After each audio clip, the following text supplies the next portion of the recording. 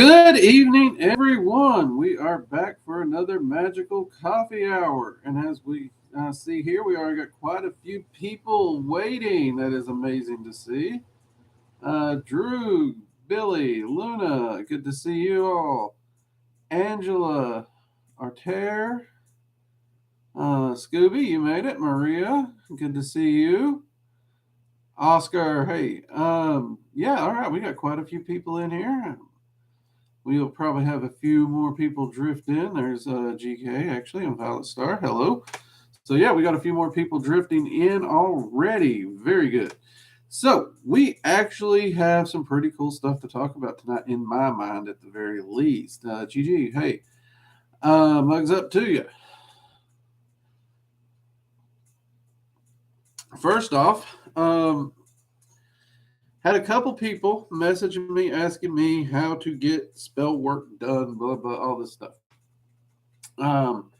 So I decided what we're going to start doing is we're actually going to start doing a thing with the super chats. Anyone for any reason who donates or does a super chat of $5 or more automatically will get their name screenshotted for a luck and prosperity spell that will be done that week. Period. Every one of you. So if you want some luck and prosperity magic done, just a nice little donation to Working Dragon Mystic of $5 or more. Consider it done.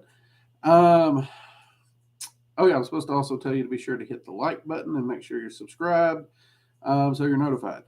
And make sure you turn on the bells, the little bell icon thing. It's on one of these sides here.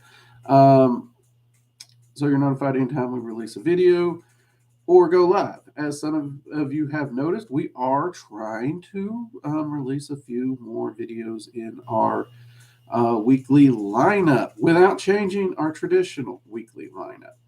And hey, Jade, glad you can make it. Dark Lord, welcome. The Creator, been a while. Yep, Komodo. Let's see, where was I? Oh yeah, yeah, weekly lineup. So, for those who don't know, we release a video every Tuesday and we go live every Sunday. We are currently trying to start a new roundtable style series that releases on Fridays. Between there, on that is not those 3 days, I may drop a vlog video like I did this week on Thursday, or we may drop a YouTube short of some kind for fun. I've been actually having fun playing around with that use. Not good at it, but having fun playing around with it, and you all seem to enjoy it. So hopefully we can continue some of that stuff.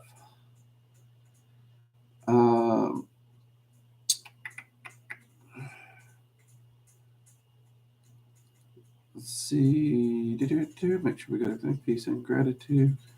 Love your video. Thank you, ma'am. Thank you. Appreciate it. Glad you enjoy the channel. So there's that. Also, we had a fantastic live workshop Friday. Our very own Jade actually taught a workshop on crystal magic. I actually attended it myself, and I have to say I actually learned a few things, didn't know, and was very much inspired both by Jade and the Q&A afterwards with the students to try a few experiments dealing with crystals myself, and I'm really looking forward to diving into those. So thank you very much for that, Jade. If you haven't checked out the online school, do go over to workingdragonmystic.com. Jade will be hosting another crystal workshop in the future. It's not currently on the calendar, but if you are interested, keep your eye out for those. We will also try to announce any workshops here on the live streams as well. But that was fantastic. She did a great job. So everybody mugs up to Jade on that one.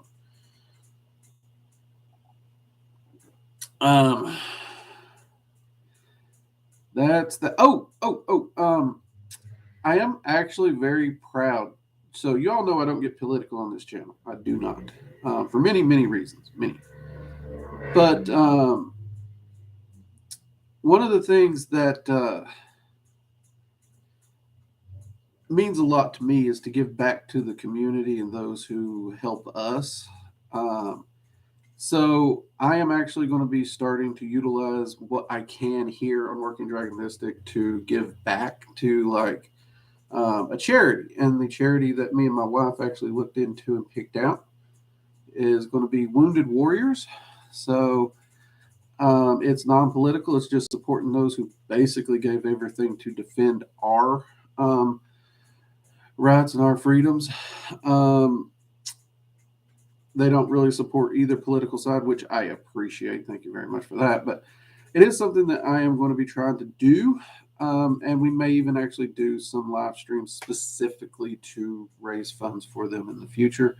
We will see how that goes. But I did want to let y'all know, because at some point, they had a nice coffee cup. I was thinking about getting me a coffee cup from there. So you may see me drinking from that coffee cup occasionally, but don't got one currently.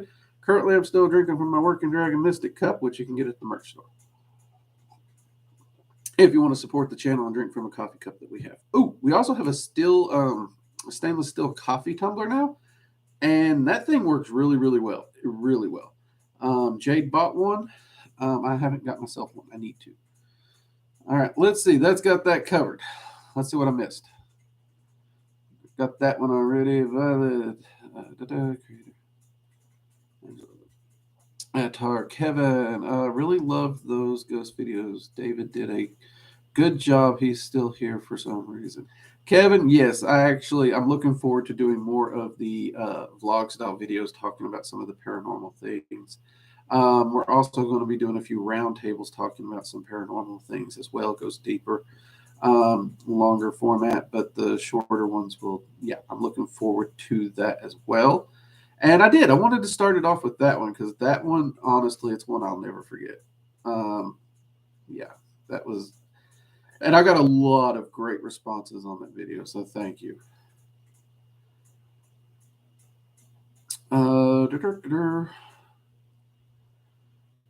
How exactly do you enter the Fey realm? Well, you have to enter with permission, which isn't exactly easy to get, and you would have to enter via astral travel or soul travel. Those are the only two ways in. You can no longer physically cross that line. And actually, it's not even confirmed that you could ever physically cross that line. So, let's see today.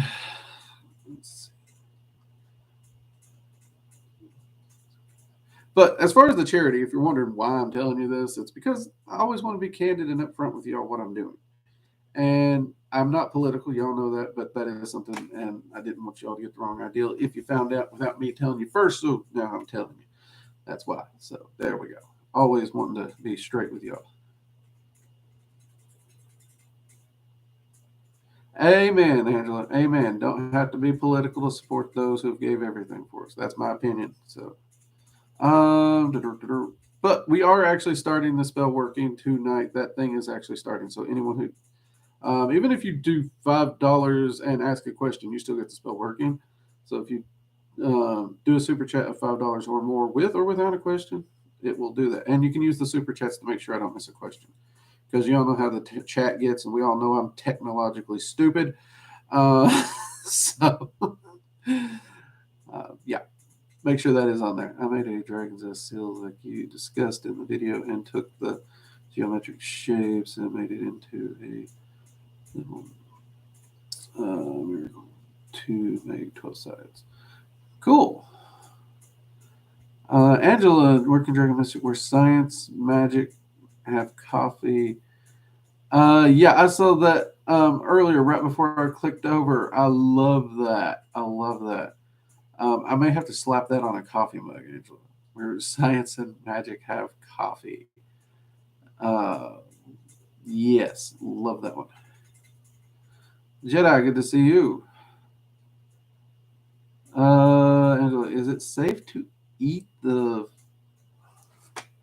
the Fey realm or other realms if you are offered food? Obviously, no one should take things. That gets a little squirrely from myth to myth, I'll be honest with you. If we see the Fey, oh man, my general rule of thumb in the Fey realm is do not take anything given to you. Generally, it's the safest road to go, because there can often be strings attached that you do not know about. So you do need to be cautious there. There is also, the fact that Fey law exists, and there is the rules of hospitality within Fey law. and you're supposed to treat your guest very well. But the guests are also required to be bound by those same hospitality laws.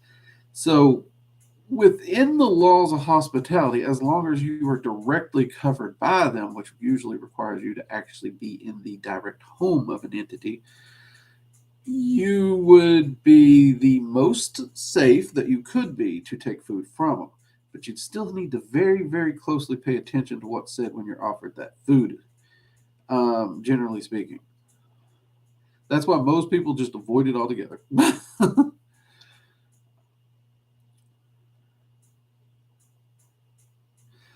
Gigi, yes, if you're having trouble with the visualization, do it again, or work on your arcane senses a little. Check out our arcane senses video to work and develop those a bit as well before you do it again. But you can continue to do it. That is just fine. Let's see here. I have a question. Oh, no, I got a super chat here. I have an interview tomorrow. Would definitely need the look. Thank you. Is that Jay Louie? Yeah, Jay Louie. I love that. I will make sure to put that. Let me write that down here. I know somebody's gonna be like, it's on the camera, but y'all know me in technology. I'm an analog person, so I'm gonna write it. And oh, there's a sigil I've been working with. So yeah, gotcha, Jay Louie. Will do, and good luck on that interview. All right, let's see here. Now, where was that? I saw the word Ragnarok. That got my attention. Oscar is above that. How does one improve energy sensitivity? I want to feel more energy during the Dragon's Flame ritual. Time and practice, Oscar. If you are taking Dragon Magic 101, there's also a meditation in there that ramps up your energy really high to and pushes you past your standardized limits. So more exposure to energy is going to develop those senses more. And as you develop them, you're going to feel it more and more. So even the very basic Dragon's Flame ritual with time and practice and exposure to energy, you're going to actually start feeling it more intensely. I have a question. What are your opinion on Ragnaroks? Any thoughts from you or Odin? Okay, yeah, actually, I have quite a few on this. This is something I have spent a lot of time discussing with Odin about. Ragnarok is not a literal singular event, it is a cycle. And it is a cycle that repeats over and over and has repeated over and over throughout human history.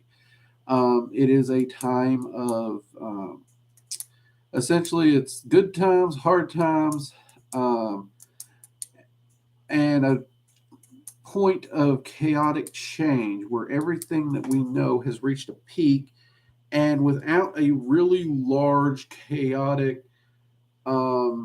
shakeup that in a lot of ways tears down what we know for the immediate and brings about a cycle of rebirth is what Ragnarok's talking about. And if you actually read the Poetic Eddas, you can actually see this throughout the Volspa.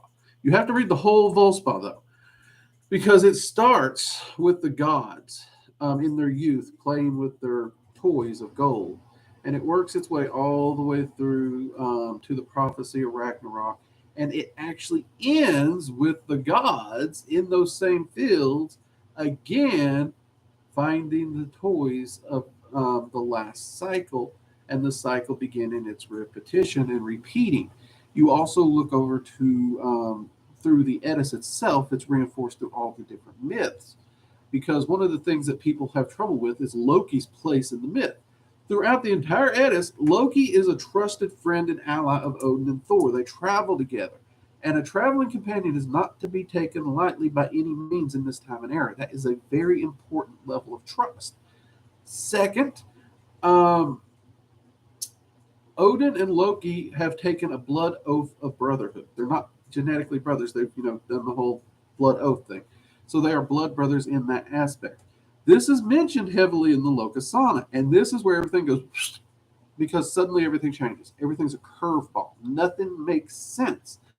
But look at the Lokasana closely. Read it. Loki approaches Odin first, reminding everyone of Loki and Odin's relationship. Odin does not actually belittle, put down, or anything Loki. Then Loki goes around one by one calling out the gods in their own little imperfect ways. And throughout the edits, you see Loki does things that are far worse than anything he does in the Locusana. And nothing happens to him. They forgive him. But he's also quick to do what needs to be done to get it done, help them, no matter what the price is to him, and they end up being happy with him anyway. What you realize if you read through the whole myth and you keep Ragnarok in mind is you'll see Loki and Odin are actually working to make sure that renewing cycle is completed. And Loki's entire rantings in the Locusana is actually to purposely get himself into the position where he can do his part. In fact, Loki's children are actually key components to that very cycle. Their positioning, everything is key to that cycle. It's not a singular event.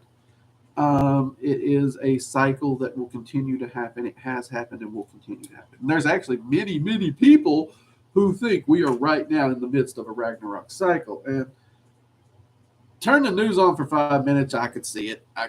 But that's about as far down that particular real world rabbit hole we'll go because, we don't get political. But things are a little crazy in the world. They are.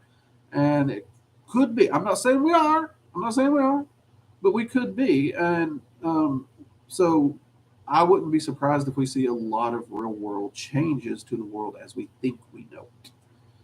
Or we see a few things kick back to simpler things and simpler thought processes as we move forward, too. Also a possibility. Let's see. Oh, crap, we jumped. There we go, jumping again. Evelyn, welcome. Coffee magic. Oh, believe me, I do coffee magic all the time. It's great to hear that you intend to assist the wounded warriors. Thank you. I am so happy that you guys understand my stance on this. I really am. That means a lot to me.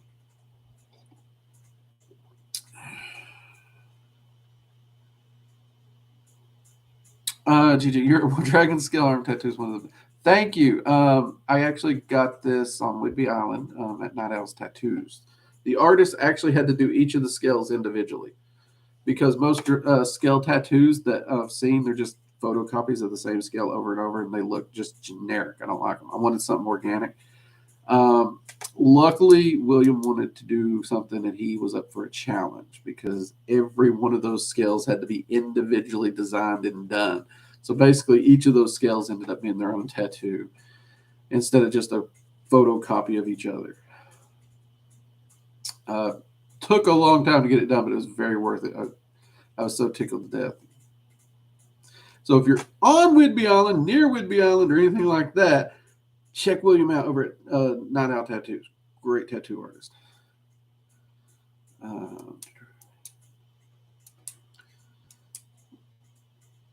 I love positive energy and magicians into drinks. Oh, yeah. Positive energy, healing energy, anything like that into drinks is fantastic.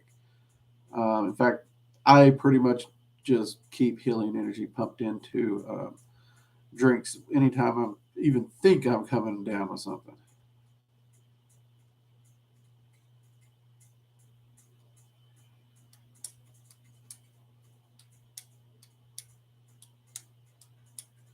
Can you invoke Ragnarok? Ragnarok isn't a singular thing per se, so it'd be hard to actually invoke it. And yes, Angela is right. Invoking it itself, it won't affect humanity. It will affect you. When you evoke or invoke, it's you. You're pulling it into you to affect you. And considering how massive of a chaotic rearranging that is, I wouldn't do it. Personally speaking, I would not do it. because there's no way to control it. There's no way to even predict what may happen. And depending on a lot of things, mental, emotional, financial, all those things, it could end up with your life going down the crapper and you not able to recover. I'd be careful with that one, personally. Imperfection is the spice of life. Yeah. Let's see. Okay. Oh, crap. Jade heard that. Crap. I was hoping that didn't get caught. Okay, let's see. Good old Jade. She's good at catching those things. Cultists told me that pagan gods like Odin, Freya, Thor, etc. were all egregores / humanly created spirits. Is that true or not? I have heard that they are created from the mental plane. Okay, Adam, this is actually quite an interesting question. Actually, if you check, I have a video on the channel called Are Entities Real or Not? And here's the kicker. And I started off with the idea that they were egregores, thought forms, or just archetypes that were created from the subconscious. There's a lot of people who believe this current concept. However, as I continued to practice and continue to work with these entities, and many of them reached out to me first, many of them even before I knew who or what the frick they were, and they were teaching me and telling me things that I had never heard, had no way of knowing in any shape, form, or fashion, especially where I grew up. And then I was able to confirm that, actually confirm it within the physical world. I have gone from the fact that they are egregores or thought forms or subconscious fragments of ourselves evoked to they are literal entities. Now, here's the kicker. If you watch that video, at the end of the day, if your practice is producing the results that you were hoping for, whether they're subconscious or not, doesn't matter. And that is kind of one of those philosophical rabbit holes that we could run down. But I have noticed these entities in my life and in others' lives that reach out and do more than just a thought process, an egregore, or a subconscious. Also, when it comes to the mental plane, they really seem to be a lot more than just something from the mental plane. They really do. So there's that. Does any one magician actually know that one singular ultimate truth? No. And I would say it's always a good thing to consider, to meditate, and think on. I still think on it from time to time, my original stance and my current stance. And every day that I continue to work with them is just more and more proof that to me, and I have to specify to me, they just don't seem to be egregores created by humanity at all, because they actually do surpass humanity in a lot of ways. Hope that helps you some. But yeah, there is no one true answer. In fact, until we hit the point of ascent and we're off the physical rock, odds are we'll never actually know that true answer. Scooby trying to come up with questions.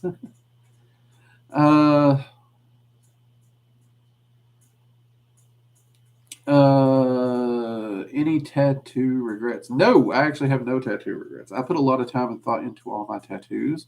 My tattoos are very much like a journal. They're a part of my life story. They all have some very deep meaning to my life. I do not randomly go do the random instant tattoos or quick picks or any of those. I put a lot of thought into mine. Every one of my tattoos has deep, deep meaning, and as such, I don't have any regrets on them. In fact, a few people's even noticed that my wedding ring's actually a tattoo. So yeah, I've destroyed enough wedding bands and got them caught, and yeah, me and the wife's like, you know what? Let's just take the simpler route.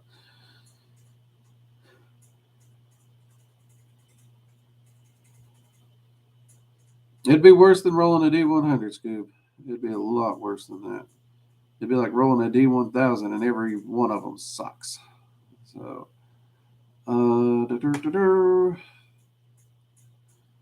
Hey, Masters of Baiting.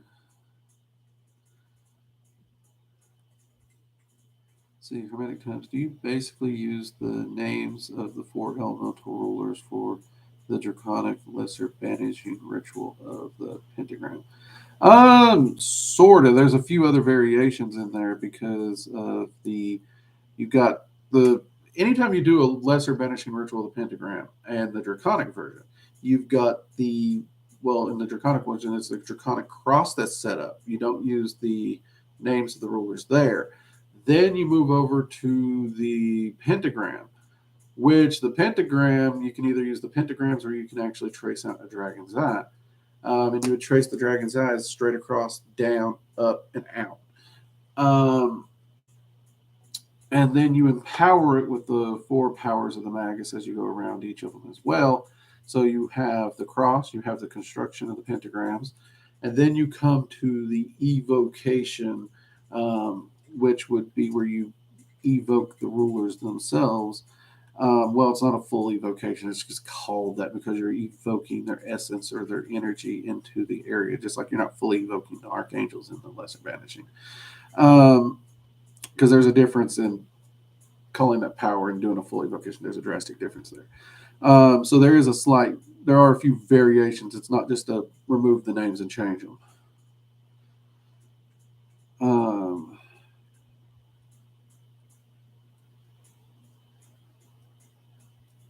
I have worked with Nemesis and Thanatos in the past. I have to make sure I get that T in there anymore. Let's see.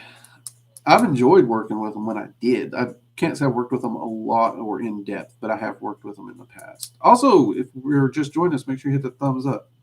Let's get those likes up. People got 30 people in here and 22 likes. Let's get that up there a little bit.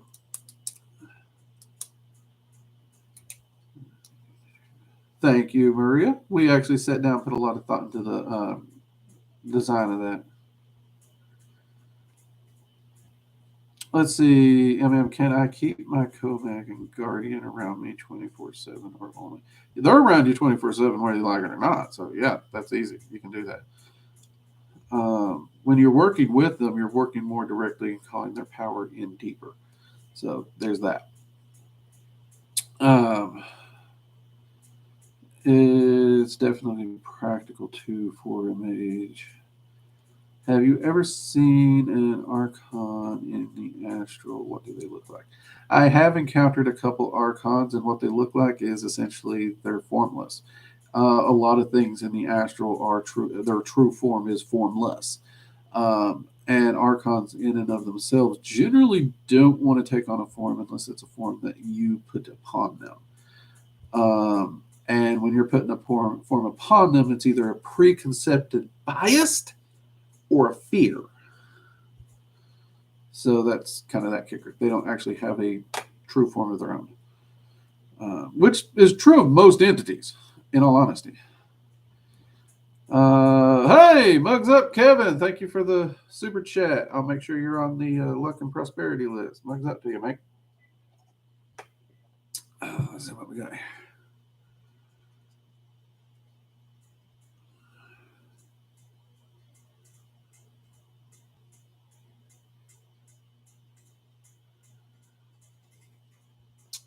Can tattoos be used for magical purposes? Yes, you got to be very, very careful though, and it depends on how you do it, because there you either have to work on empowering them, which they won't hold the power as well after they're done, or you're going to have to work on empowering them during, which then is permanent.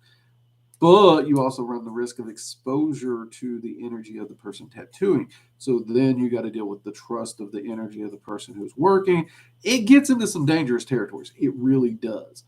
But there is some aspects of it in which you can't do. So there are a lot of people who do it. And some are willing to take the risks in even the deering. And deering, you got to maintain your focus the whole time that it's being done, which for some people is very, very difficult. Some people have an easier time. Hermetic, hope you dropped them. I saw that coming, Hermetic. I am trying to get around to that. I really am, mate. I am so swamped right now with the evocation course. And as I've told you all, we got a major move coming up. So we are trying to clear out a bunch of clutter and junk. And it's, I'm actually hoping clearing out some of this clutter and junk is actually going to get me in a position where I can actually shoot that video. And I'm actually getting ready to shoot attempt. Let me rephrase this. I'm attempt shooting a evocation demo for the evocation course that will be at night around a campfire to show utilizing fire for evocation. And I'm hoping that footage comes out well, because if it comes out well, I may actually take while we're there for that setup and see about shooting the draconic LBR ritual as well, and then just plug that into me discussing it and then have the demo ready. So what I mean, it just depends on if the footage comes out as well as I'm thinking. Sometimes we think it doesn't come out the way we think it. You know what I mean? So here's hoping. All righty.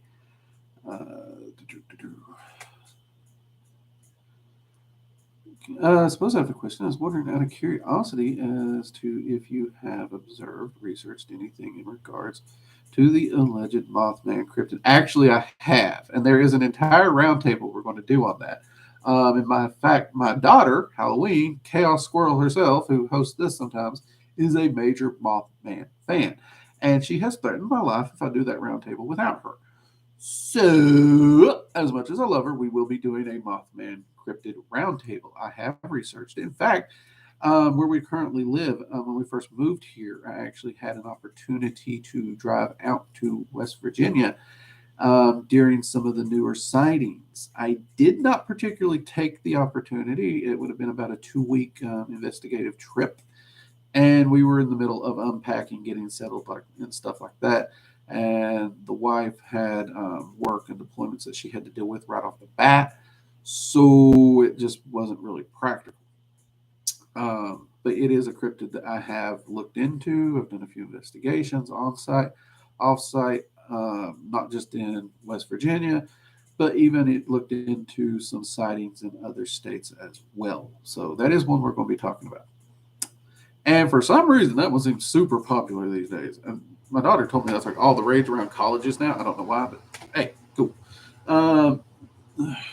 Glad to see people getting interested in cryptids.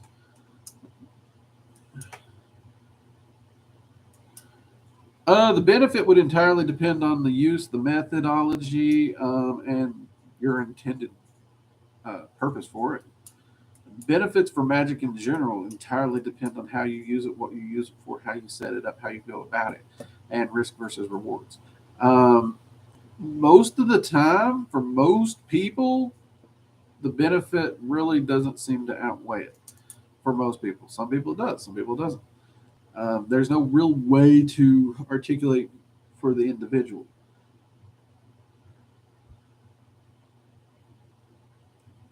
Is 103 and 104 made? Okay, that's a tricky one, GG. Dragon Magic 103. It is technically made. It's not filmed. Like all the research and everything that will be in 103 is actually compiled. In fact, half of it. Come here. Come here. Half of it's right here. This is like 4 years worth of working and journal notes. Well, not 4 years. This is a good chunk of the 4 years that will make up 103. And this right here actually contains notes for 104 as well. So, yes, my workings and everything and research and the ability to teach the class in person, one-on-one with a direct student here, it is done. It is the organization of it into the class and filming it that is not done. Currently, though, we got most people still are struggling to get through 102. So I've been hesitant to go ahead and release 103 because people have a tendency to rush to complete something even before they're ready. And 103 can get you in a lot of trouble. A lot of trouble. So I'm hoping to shoot 103. I ain't got my calendar here in front of me, but I'm wanting to say 103. I'm hoping to release it next year or the following. I'm wanting to say it's next year. I'm wanting to release it because we got the evocation course coming out. In theory, unless we run into some major technical difficulties this year. Then there's the major move. I'm not going to be filming anything during the move. Um, well, I'll be doing YouTube, but no courses or anything. So I won't be filming any courses till after the move for the school. Um, and yeah, 103 will probably be one of the things I attempt to do if I can. If we, depending on how setup goes at the new place, because military moves, they're madness. I may have to postpone it due to that, but otherwise, I'm hoping to get it out next year. Hope that answers your question a little. She'd hex you. Oh dear God, she would. She would hex me with glitter. She's not allowed to bring glitter in my house. She knows that. I would like Halloween to do more. She is going to try and be doing a few more live streams. Don't worry. She's just been very busy and everything. So yeah. Let's see. Awesome. She is awesome. What is this 103? I came in late. 103 is talking about Dragon Magic 103 because if you go over at the online school at workingdragonmystic.com and click on the courses, you will see we have a Dragon Magic 101 and 102. Those are both deep dive path workings in Dragon Magic, but there is in the future going to be up to a 104. So, and the path workings are deep. We've got people who's been working on those for 2 or 3 years now, I think. So there's a lot of material, a lot of growth, and a lot of work that's involved in those video courses. Which goes to show, I mean, those courses are, I think, $30 for lifetime access, and any updates or anything like that you get for free. So the fact that you can get that much out of the initial path working is,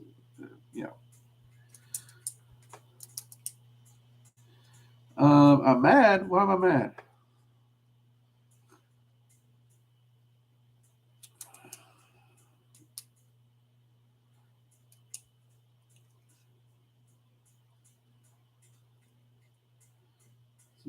Luna, why am I mad? You got me confused. Let's see here. What's this above you? There's a video that angels are actually great aliens / archons in disguise. Is there? No, I'm going to actually have to say no. Angels are not physical beings. For something to actually be an alien like a gray, it has to be a physical being. So if we are going to go down the extraterrestrial line of thought, as I've talked on here, I do think within the probability of the physical universe and how large it is, there are some form of life out there other than us. I'm not as arrogant to think we're the only ones bouncing around. I don't believe or have seen no proof of any of their visitations of any shape, form, or fashion. But they would still be physical beings. And this is one of the things that people do tend to get mixed up. So angels having no physical body or being a physical being would immediately eliminate them from being aliens. And in all my workings with angels, they actually tend to find the way humans approach and look at aliens humorous. So there is that.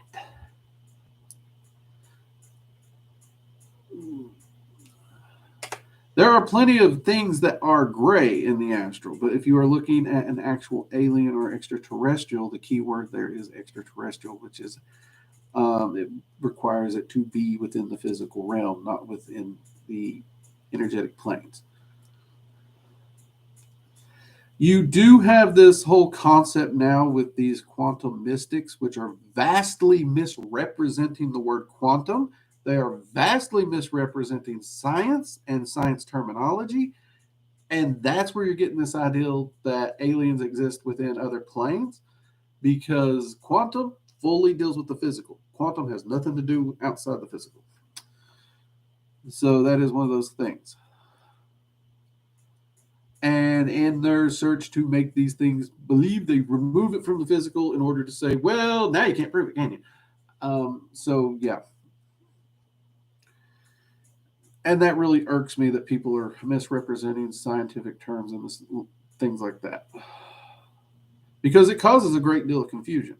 And actually, my wife was talking to me about this. She's like, as miffed and as much as I rant about this, she's like, you need to do videos and talk about the science, because you need to bring back that voice that has been lost, that you keep ranting has been lost. Kind of be the change you want to see, that kind of concept she hit me with. So we will probably be doing some extraterrestrial videos at some point. Let's see.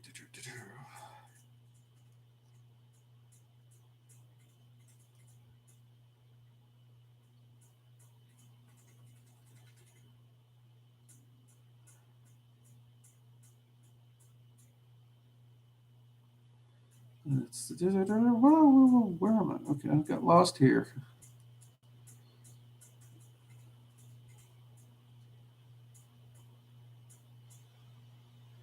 Also, did you find the? No, I did not get a chance to look that up, Angela. Thank you for reminding me. I still want to find that. Thank you. See, so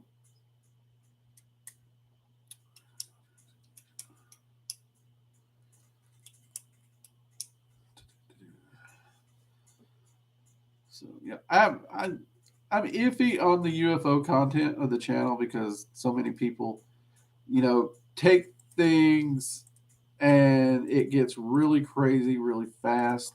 And we do try to keep things in a more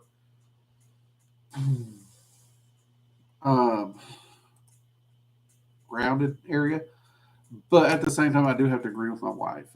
I think that is something that we could talk about. And I think perhaps the roundtables might even be one of the places we talk about it. So, yeah.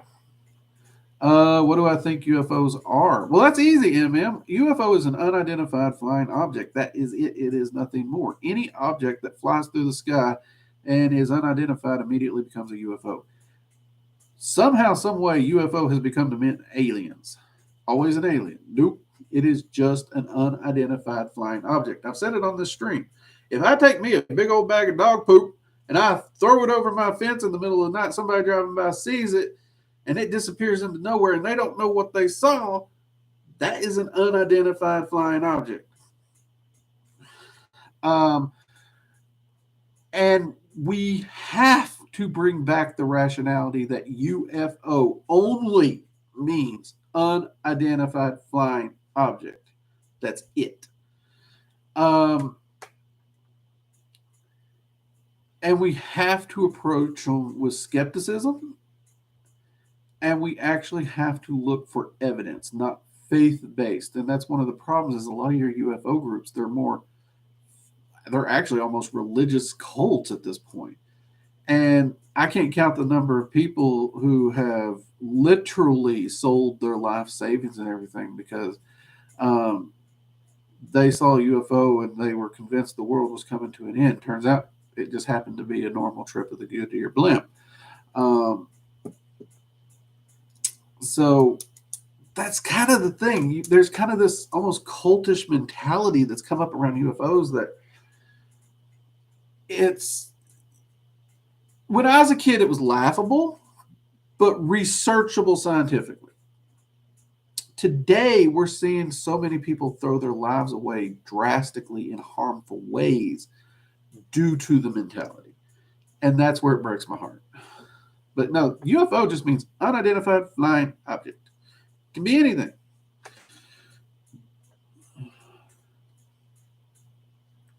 Let's see here.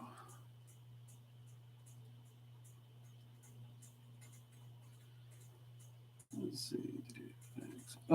Did you ever confirm with the fire ruler if he likes tacos? He's completely welcome at Tacos and Nachos. Actually, I did pop in with him. That is one of the things because I have had enough workings with the rulers this week during work that I did at least take the time to pull Ingus aside. Like, hey, question. And yeah, he actually did confirm he loves some. They gotta be spicy though. He did say they gotta be the spicy. Um, in fact, he actually mentioned because we're moving to a place we've lived in the past, and he's really looking forward to some nachos. So apparently, I owe the boy some nachos. So we'll get him some nachos. Told him he got to hold on though because I got to get everything else done. Angela, can hats be enchanted with protections? Absolutely, absolutely. In fact, this one right here, it's one of the older hats I have, and it does. Right here is a piece of felt that I have some rune working and rune enchantments on that I keep in the hat band. You can enchant the hat itself just fine, or you can do something like this where you create a talisman or two, because you can see there's one back there, and you can put those inside the band as well. There's a lot of ways that you could do this with clothing. When I started the channel, y'all noticed I wore glasses. I had protections and stuff on my glasses as well because it was something I wore all the time. I couldn't forget it. I couldn't see. So there's that. And yes, I have a lot of hats, as y'all can see. uh, but yeah, I actually love doing stuff like that. A lot of the things I wear on a regular articles and accessories, I love to put stuff, wards, and enchantments into for those reasons because it's something you're going to grab multiple use. So yeah, and my hats are I wear them year round. They're one of the easiest things to grab now since I don't got my glasses. I did do my watch at one point. I don't wear a watch as much anymore. I get it caught on too much. Oftentimes, you'll see me wearing a necklace of some kind. All those are actually enchanted as well. I love to enchant rings. And actually, jackets. I'm pretty big on the jackets. Now this vest. Wife talked me into trying out a vest since it's so freaking humid around here. God, I love all the pockets on this sucker. So, fell in love with that. Luckily, I can pull the vest look off. Didn't know I could. Didn't think I could. Thought I'd look horrible. I was wrong. It's good to be wrong. There we go. Moving on. Fashion 101 is over. All right. I actually have one more question. We're always good with questions. Jade hasn't thrown a clock at me yet, Kamado. If you're willing to answer, you've discussed the Fae and the beings known as breadcaps. Nasty little buggers. I wonder if that figures in folklore known as Puka. I'm not 100% sure if those are related. I would have to look into that. I do know this for a fact, there are cultural names for red caps that aren't red cap. So that could be a cultural name of a red cap or something. That is a probability.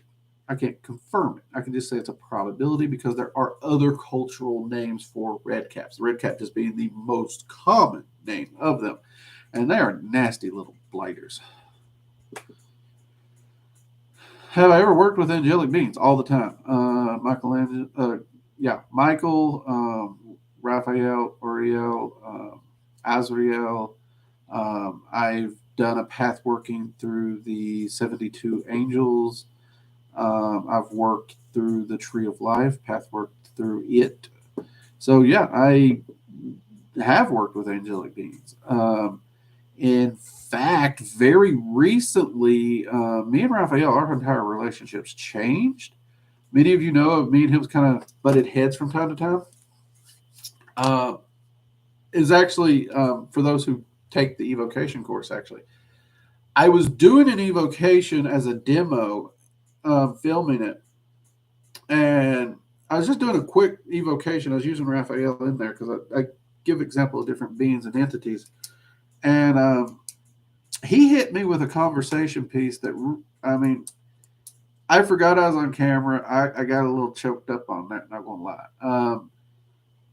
And it was one of the more heartwarming evocations I've had in a really long time. But I'm proud to call that particular angelic being my friend. So him and I aren't butting heads quite as much as we used to.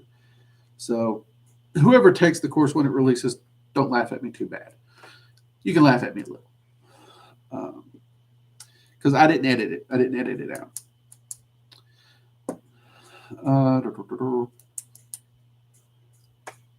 What are your thoughts on spirits connecting with prized possessions since we chatted about ancestors? That is a very possible thing. So spirits will constantly frequent. They're not stuck. They will frequent places they know and or like, whether it be a house or favorite club, whatnot. And they can also easily be attracted to objects. And an object that was very, very meaningful for them, it is very easy for them to move to it into the physical plane. They don't have a physical body, so they kind of use it as an anchor item.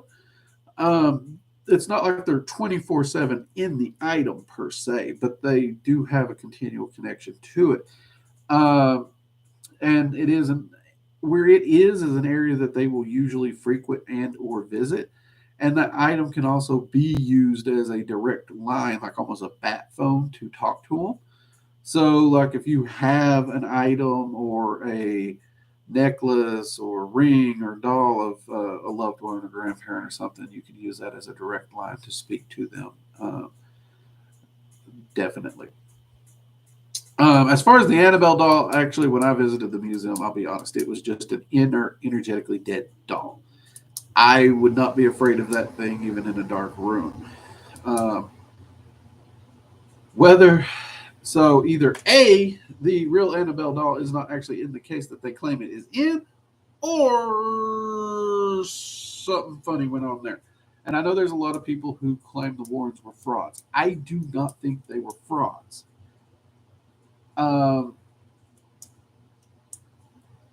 And that goes down a completely deeper hole, a completely deeper rabbit hole.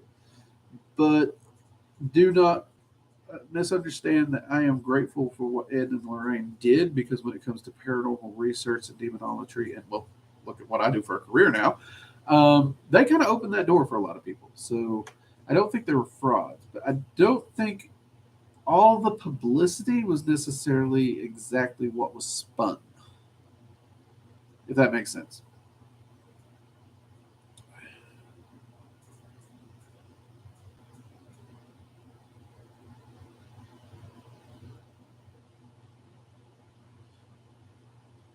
Adam, okay, but what I want to know is, think angels are actually shapeshifters from another species of spirit disguising themselves or not? If not, why do you think this? Or view? Okay, so I have worked with angels throughout many different contexts. First off, angels do not look like humanoids with little wings that we like to paint them as in arts or statuary. In fact, if you look at the biblical description of aliens, they're downright terrifying. And even that is one of their, it's not their, some people refer to it as their true form, and it is their true physical manifestation of personality, which is a very chaotic concept to the human mind. To them, it makes perfect sense. To the human mind, it's different. All entities out there can change shape at will. So to say an angel is not a shapeshifter would be a lie. You cannot find an entity out there within the multiverse that can't change shape at will. If it's not a physical entity, it can change shape with thought. Angels are not a physical entity, so they can change shape just as easily. Um, However, do they resemble anything like a human spirit? No, they do not. They are drastically different than a human spirit. Do they uh, have the same energetic vibrations and or patterns as, say, a fey entity? No, they do not. Do they have the same vibrations as a dragon? Definitely not. In fact, the um, entities they resemble are the entities that also are them.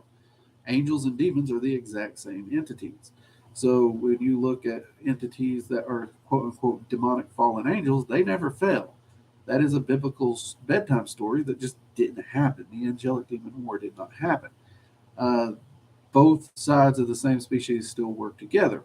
One side deals a little bit more with chaos. Those are the supposedly fallen. And then one side deals more with focused in order and whatnot. So those are the more what we traditionally consider angelic energies. Uh, but of those, I mean, you can go through. They are not elementals. They do not vibrate nor have a similar vibration to elemental spirits either. They also do not represent entities such as the Jotun or the Svartalfheim or the Azir or the Vanir. They do not have the vibrations of those. So when you're looking at these signature energetic vibrations and distinctions, that really starts to take hold and it really does start to define what you might refer to as a species outside the physical plane. And because of that, no, I do not think they're pretending. In fact, a lie is something that is easy to spot within the planes. Anyone who thinks that they can lie to something in the planes, they've never soul traveled, they've never astral traveled, they're making shit up. Lies are immediately noticed, immediately. Um, and these beings are not lying about what they are.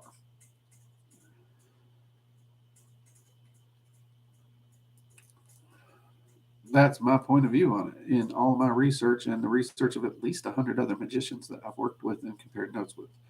Hope that helps you a little bit. I don't know if it will. Um, I would encourage you to dive deeper into it for yourself.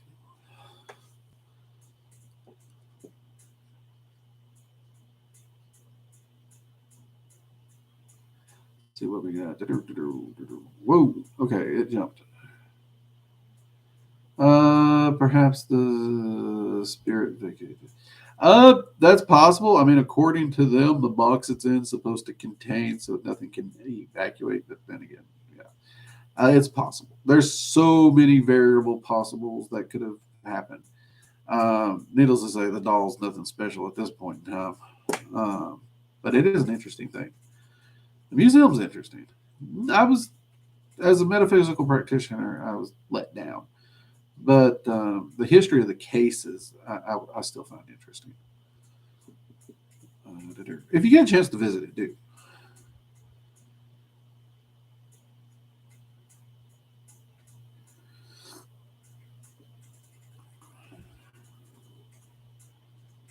Yeah, if you actually, you can Google the biblical images. They're usually almost mechanical, like you said, bronze, burning balls of fire, thousands or hundreds of eyes, multiple wings coming out of all directions.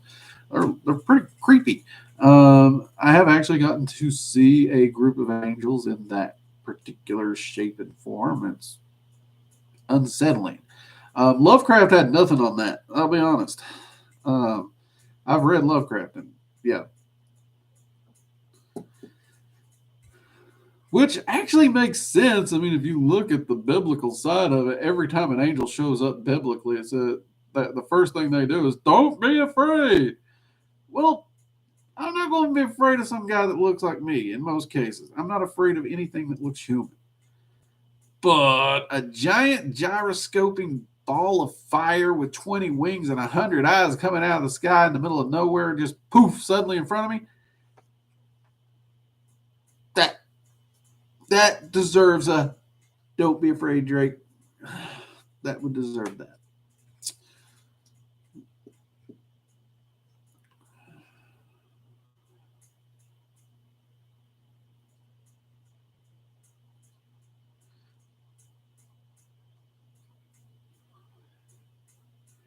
And it's been practice, Maria. Believe me, when I get the name of an entity, it is hard. You all have heard my southern drawl. I butcher names all the time. I have actually evoked an entity who has shown up laughing at my pronunciation. I mean, full on belly laugh. They were not offended, but they were entertained. And I don't blame them.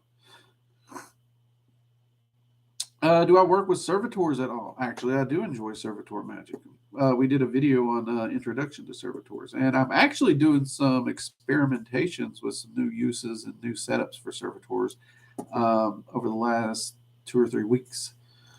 So getting some good results on that as well. But yeah, I've worked with Servitor Magic for years. I love it. It's very flexible, very customizable, and really you're limited by the creativity of the magician. As long as you check a few boxes to make sure things don't go haywire and blow up in your face, it's a fantastic system of magic. McGregor, would you rather work with light or dark realm beings? Both, period. I would never single out one side or the other. One of the reasons I'm drawn so heavily into dragon magic is it's focused within the balance, and it's an understanding of the entirety of the picture, not a narrow view on either side.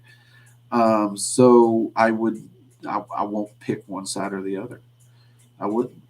There's too much wisdom and knowledge to be gained from both sides of the fence. There is no one true path, of course, but yeah, I personally would never limit myself. That's me personally. That's not to say those who choose one side or the other are wrong, but yeah.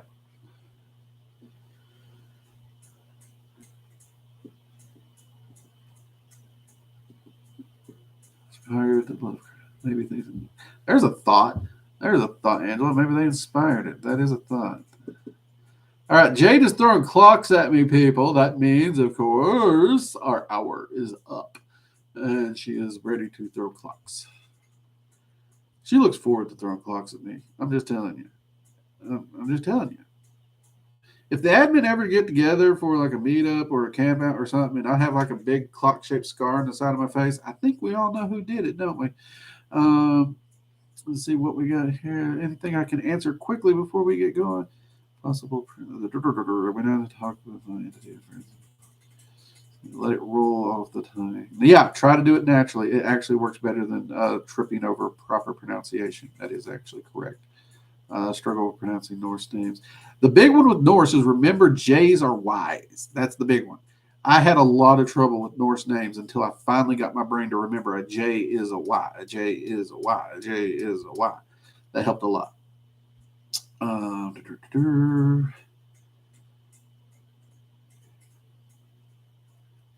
Okay, I'll take this one real quick. Jay, don't throw another clock at me.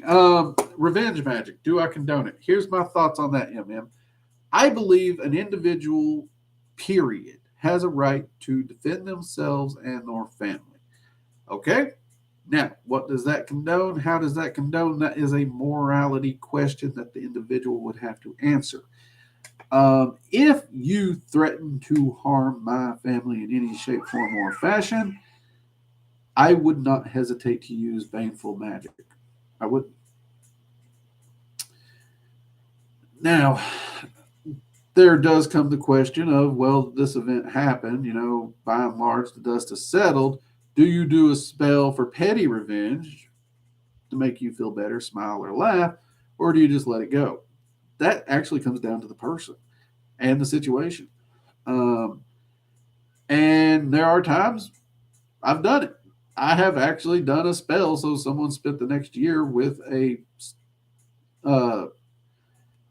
every time they would keep stubbing their toe, just slightly fracturing it. And every time it was almost healed, they'd do it again.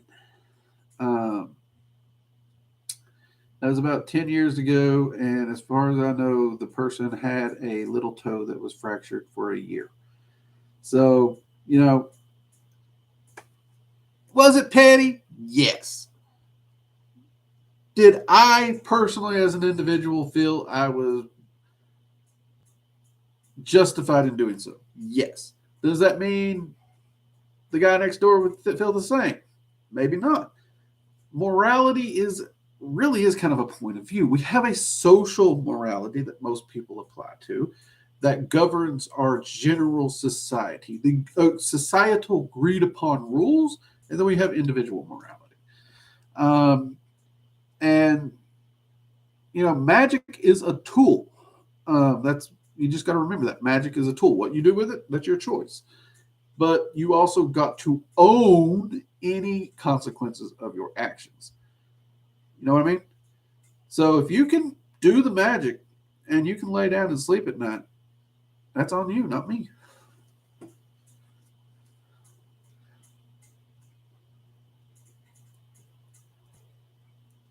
All right, everyone, you have a fantastic week. I forget what this week's video is supposed to be. What is it? Does anybody remember? I believe we have a Goetic video coming out this week, so keep an eye on that. I am working on the course. I'm doing my best to get that released before the move, because if I don't release it before the move, Lord knows it's going to be hectic. So bear with me. I am trying to make sure it's done right, not rush through it. We are coming to the end of the filming section, which then it's just organizing and getting those last bits put together. But yeah, bear with me. And other than that, everyone, thank you very much for your support and everything you do to help support the channel. Thank you for joining me for some coffee and having some fun. Glad you enjoyed the tinfoil hat there, Angela. I actually still have that over there, actually. And I will see you all next Sunday, okay? If I don't drop a short or two just to, remind you, bouncing around here, bugging you. Y'all have a fantastic week. Stay safe and keep making progress in whatever it is you're working on in your path at this time. And remember, it's your path. You don't compare your path to my path. You don't compare your path to Maria's path. You don't compare your path to Angela's path. You don't compare your path to Jade's path. Your path is your path, unless you are Jade, in which case then, Jade, you do compare it to yourself. So because that is your path. You get the point, all right? Y'all have a fantastic night. Take care. Bye-bye.